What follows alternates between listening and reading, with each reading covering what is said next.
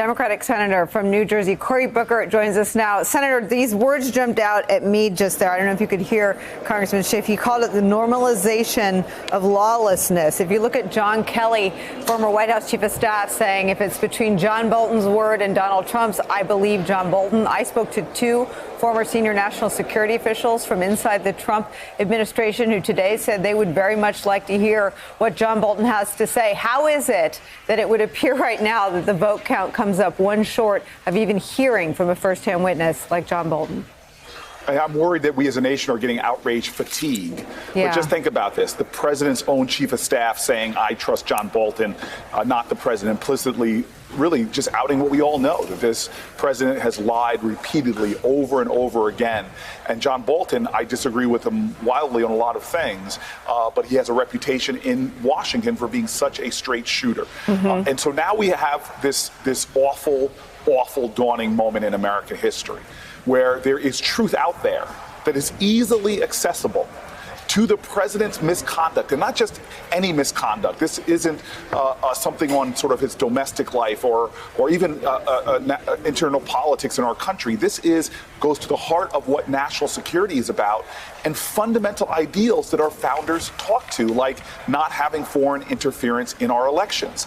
This is a watershed moment, and the complicity of all those who say that this is not relevant, that getting to the truth is not necessary, and for them to manufacture legal arguments, that basically say this kind of corruption would have been acceptable to the founders and is not a violation of his constitutional duty and oath. That's ridiculous. Do not lose your outrage in this moment. And we may lose ultimately this impeachment, but please channel that outrage into the coming elections, because clearly that will be the ultimate moment of accountability for this president's corruption.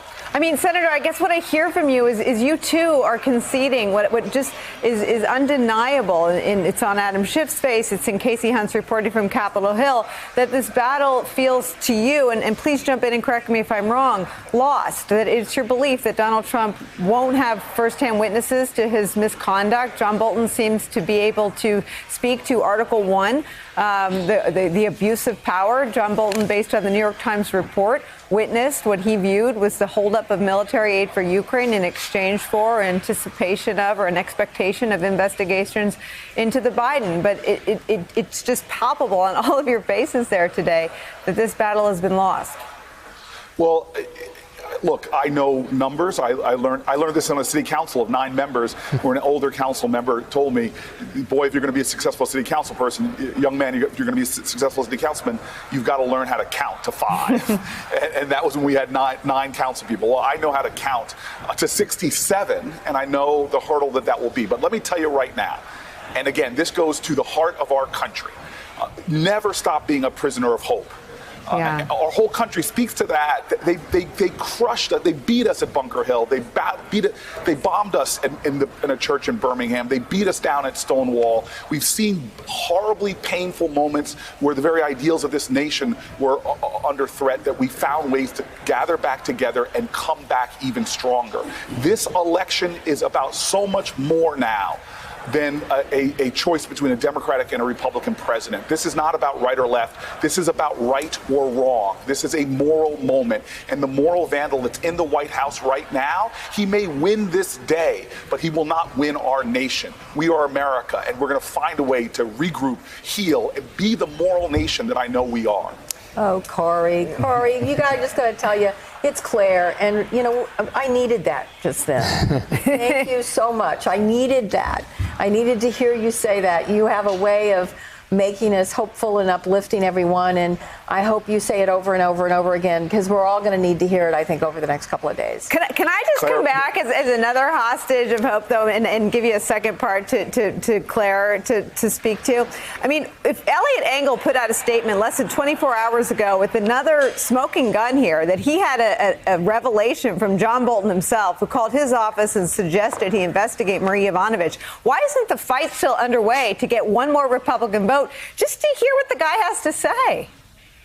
Yeah, I look, you're going to see that. You're going to see a long period of questions where I think you're going to hear Democrats over and over again driving home this point, the truth is not somewhere hard to find.